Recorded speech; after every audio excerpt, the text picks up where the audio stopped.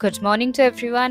কতদিন পর তোমাদের সঙ্গে আবার ব্লগ শেয়ার করছি বলো। তোমরা তো জানতে আমার এক্সাম চলছিল মাঝখানে, তো তার জন্য তোমাদের সঙ্গে আমি কোনো রকম ভাবে যোগাযোগ রাখতে পারিনি। তো যাই হোক, আজ থেকে কিন্তু আবার প্রত্যেকদিন ব্লগ আসবে। তো সকালবেলা ঘুম থেকে উঠে আগে এক বোতল জল খাই আমি। তোমাদের সঙ্গে তো শেয়ার করাই হলো না আমার আজকের ওয়েট কত। জানো তো, আজকে আমার ওয়েট 52.70। কিভাবে কমলো জানো? আসলে একদিন এতটা চাপের মধ্যে ছিলাম পড়াশোনা নিয়ে যে ঠিকঠাক করে খাওয়া দাওয়াটাও করিনি। আর একটুখানি আমি ভেবেইছিলাম এই কদিনের মধ্যেই আমি চেষ্টা করবো একটু ওয়েটটা কমানোর। তো এখন কিন্তু আমি একদম 52 এর মধ্যে চলে এসেছি। দু তিন দিনের মধ্যেই 52 পুরোপুরি হয়ে যাবে। তো তোমরা নিশ্চয়ই ভাবছো আমি কি করে 4-5 দিনের মধ্যে 2 কেজি ওজন কমিয়ে দিলাম। সেটা তোমাদের সঙ্গে নিশ্চয়ই শেয়ার করব। পুরো ব্লগটা জুড়ে আমি তোমাদের সঙ্গে শেয়ার করতে থাকবো, তো কোনোটা কিন্তু মিস করো না, ঠিক আছে? তো সকালবেলা ঘুম থেকে উঠে জল খেয়ে এখন আমি একটু ফেস ওয়াশ করছি। এটা হচ্ছে আমার প্রথম কাজ ঘুম থেকে ওঠার পরে, কারণ আমার মুখটা এতটা তেলতেলে হয়ে থাকে না, এতটা অস্বস্তি করে। তো প্রথমে আমি এখন ক্লিনজার দিয়ে ক্লিনজ করব। ফেস ওয়াশ ঠিক বলবো না, ক্লিনজার এটা সেটাফিলের। আর এটা কিন্তু আমার স্কিনের যে ইমপিউরিটিস গুলো রয়েছে, ডার্ট গুলো রয়েছে না, সেটাকে ইনস্ট্যান্টলি রিমুভ করে দেয়। এর আগে জানো তো আমি প্রচুর ক্লেনজার ইউজ করেছি, কোনোটা না ঠিকঠাক আমার স্কিনের সঙ্গে স্যুট করেনি। মানে খুব রাফ করে দিত আমার স্কিনটাকে, খুবই ড্রাই করে দিত। বাট যবে থেকে আমি ক্লেনজার হিসেবে এটাকে ইউজ করছি, সেটাফিলকে, তবে থেকে আমার স্কিনে আজ অব্দি বলতে নেই টাচফুট কোনো রকম প্রবলেম কিন্তু আমি দেখছি না। তো যাই হোক, একটা ভালো পরিষ্কার কাপড় দিয়ে ভালোভাবে মুখের যে জলটা ছিল সেটাকে মুছে নিলাম। রাত্রেবেলা ঘুমিয়ে আসছিল না কিছুতে, ঘুমোতে ঘুমোতে 3টে বেজে গেছে, তাই সকালবেলা উঠতেও দেরি হয়ে গেছে। উঠে কিছু টুকটাক কাজ করছিলাম, দেন ব্রেকফাস্ট করে ভাবলাম তোমাদের সঙ্গে স্নান করেই একেবারে ব্লগটা স্টার্ট করব। তো এখন কিন্তু খেতে যাব। ফার্স্টে ব্রেকফাস্ট আজকে স্কিপ করছি।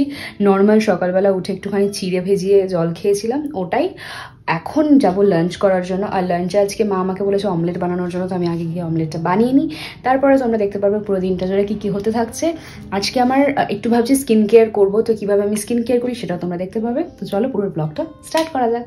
তো আমি অমলেটটা বানাতে থাকি, ততক্ষণ তোমাদের সঙ্গে আমার ওয়েট লসের কিছু সিক্রেট শেয়ার করব বলেছিলাম, সেটাও শেয়ার করতে থাকছি।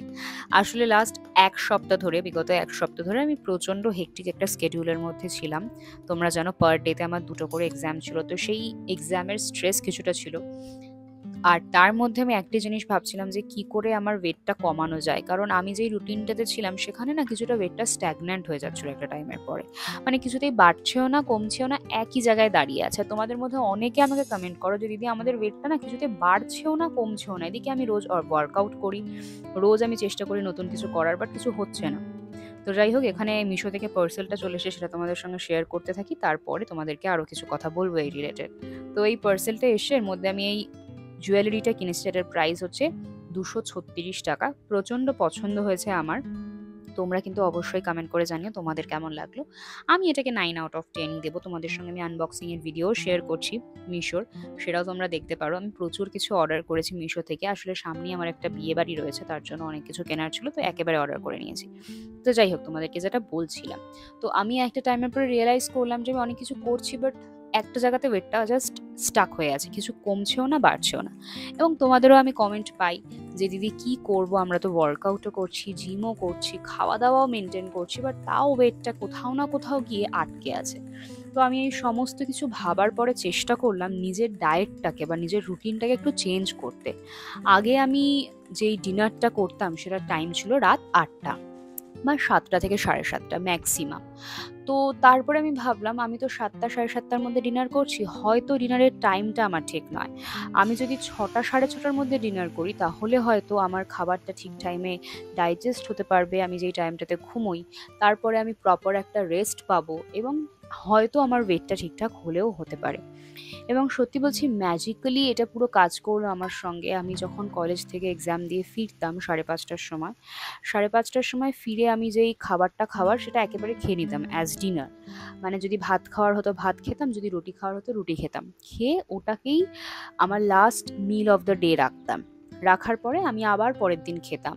এবং এই যে স্কেডিউলটা আমি ফলো করেছি ফর লাস্ট 5 days, এটা কিন্তু আমাকে অনেকভাবে বেনিফিটও করেছে এবং অনেকভাবে আমাকে কিন্তু ভুগিয়েওছে। কিভাবে ভুগিয়েছে সেটাও তোমাদের সঙ্গে আমি নিশ্চয়ই শেয়ার করব।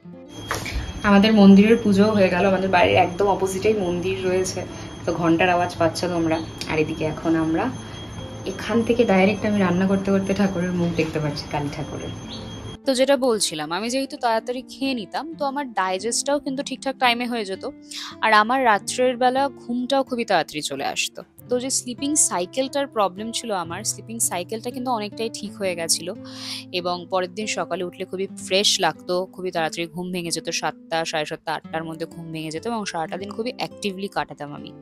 কিন্তু যে প্রবলেমটা আমি লক্ষ্য করলাম সেটা হচ্ছে আমার প্রচন্ড গ্যাসের প্রবলেম দেখা দিল, মানে প্রচন্ড গ্যাসের পেন হতো, হ্যাঁ প্রচন্ড অ্যাসিডিটি হতো। এটা আমি জানি না কেন, কারণ অনুষ্কা শর্মাও কিন্তু শেয়ার করেছে একটা ইন্টারভিউতে যে সে 6টার মধ্যে ডিনার যবে থেকে করা শুরু করেছে তবে থেকে সে নিজের হেলথে একটা ভিজিবলি চেঞ্জ লক্ষ্য করেছে। খুবই তাড়াতাড়ি ঘুম চলে আসে, স্লিপিং সাইকেল তার ঠিক হয়েছে অনেক দিক থেকে, মানে চুল পড়াটা ঠিক হয়ে গেছে, অনেক সিভিয়ার হেয়ার লস হচ্ছিল অনুষ্কা শর্মার আফটার ভমিকাজ ডেলিভারি।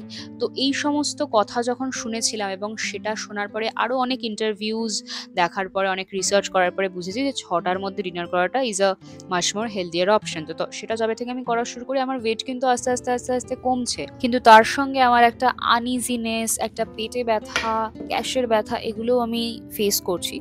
তো এটা আমি একটা প্রপার ডাক্তারকে দেখাবো, দেন তোমাদের সঙ্গে শেয়ার করবো কেন হচ্ছে। তো যাই হোক, স্নান হয়ে গেছে আমার, আমি চলে এসেছি আমার পাশের বাড়িতেই বাৎসরিক কালী পুজো হয় সেখানে। আর এখানে মায়ের মুখ দেখে না সত্যি বলছি এত শান্তি ফিল করি আমি, মানে মায়ের মুখটার মধ্যে অদ্ভুত এক মায়া রয়েছে। তোমাদেরকে আমি দেখাচ্ছি। তোমাদের যার যা উইশ আছে মায়ের কাছে চাইতে পারো, মা কিন্তু কাউকে ফেরান না, প্রচন্ড জাগ্রত মা। অনেক দূর দূর থেকে মানুষ আসে মায়ের পুজোর প্রসাদ খাওয়ার জন্য। তো বাইরে কিন্তু আমার মা পুরো ফ্যামিলি সবাই বসে পড়েছে প্রসাদ খাওয়ার জন্য, দেখতেই পারছো তোমরা।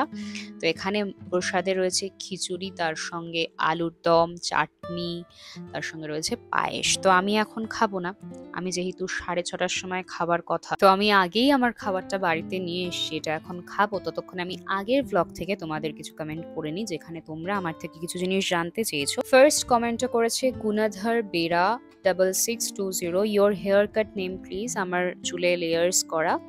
দেন তারপরে কমেন্ট করেছে Kanak Pandey, the western wear collection ভিডিওটা দাও। হ্যাঁ দেবো, নিশ্চয়ই দেবো। তারপরে লিখেছে Mou Bera, your hair colour shade please provide. Actually আমি নিজেই জানি না আমার হেয়ার কালারের কি শেড নাম্বার, তখন করেছিলাম, তখন তোমাদের সঙ্গে আমি হয়তো শেয়ার করেছিলাম। স্মৃতিকণা চ্যাটার্জি, তোমার হেয়ার কাটটার নাম কি গো? বলেই দিলাম তোমাদেরকে, লেয়ার্স। ডান্স উইথ রিমি লিখেছে থ্যাংক ইউ দি ভিডিওটা শেয়ার করার জন্য, অনেক হেল্প হলো। তোমার স্কিন টাইপ কি দি? অয়েলি? হ্যাঁ আমার অয়েলি প্লাস সেন্সিটিভও বলতে পারো। তো তারপরে লিখেছে একজন স্নেহা, তোমার সব প্রোডাক্টেরই প্রাইসটা একটু বেশি। কোন প্রোডাক্টের প্রাইসটা বেশি বলো তো? আমি তো সব কিছুই অ্যাফোর্ডেবল রাখারই চেষ্টা করি, সমস্ত প্রোডাক্টই আমার অ্যাফোর্ডেবল। হ্যাঁ ক্লিনজারটা 350 টাকা দাম, সেটা একটুখানি বিট প্রাইসই বলতে পারো, বাট বাকি সমস্ত প্রোডাক্টই প্রচন্ড অ্যাফোর্ডেবল। পরের কমেন্টটা করেছে পায়েল দেবনাথ, এই শ্যাম্পু ড্রাই হেয়ারে ইউজ করা যাবে? আমি ট্রেসেমে ইউজ করছিলাম, হেয়ার ফল হচ্ছিল। আর সেরামটার নামটা একটু বলবে? শ্যাম্পু তো ড্রাই হেয়ারের ওপর একটুখানি জল অ্যাপ্লাই করে দেনই ইউজ করতে হয়, যেরকমভাবে তোমরা নর্মাল শ্যাম্পু করো সেরকমভাবেই অ্যাপ্লাই করবে অ্যাকচুয়ালি। আর সেরামটা লরিয়েলের ড্রিম লেন্সে, তোমরা চাইলে আমি আমার হোয়াটসঅ্যাপ চ্যানেলে শেয়ার করে দেবো, ঠিক আছে? তারপরে আরাফা আক্তার লিখেছে আপু ভালোবাসা নিয়ে প্রথম কমেন্ট, বাংলাদেশ থেকে দেখছি, তোমাকে দেখে উৎসাহ হয়ে আজকে থেকে ডায়েট শুরু করলাম, আশা করছি ফলাফল পাবো। নিশ্চয়ই পাবে। তো আমি তো মনের আনন্দে খাচ্ছি খিচুড়ি, এত ভালো টেস্ট ছিল না খিচুড়িটার, আমি তো আলু খাই না, আর আজকে মনের আনন্দে আলুও খেয়ে নিলাম। তো ডায়েটের একদম সত্যানাশ হয়ে গেল, কিন্তু এক আধ দিন ঠাকুরের প্রসাদ এরম ভাবে খাওয়াই যায় সপ্তাহে, কি বলো তোমরা? তো যাই হোক, আমার কিন্তু ডিনার হয়ে গেছে, এবার চলো আবার পুজো বাড়িটাতে যাওয়া যাক।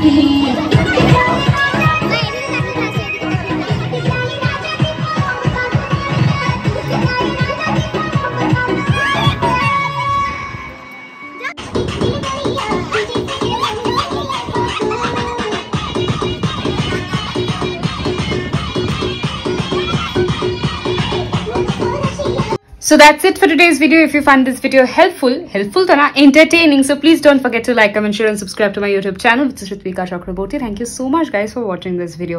তোমরা আমার ভিডিওতে এভাবেই ভালোবাসা দিতে থাকো, আমিও তাহলে মোটিভেশন পাবো তোমাদের জন্য ভিডিও বানানোর জন্য। সো দেখা হচ্ছে কালকের ব্লগে, আজকের মতন আসি, টাটা, বাই।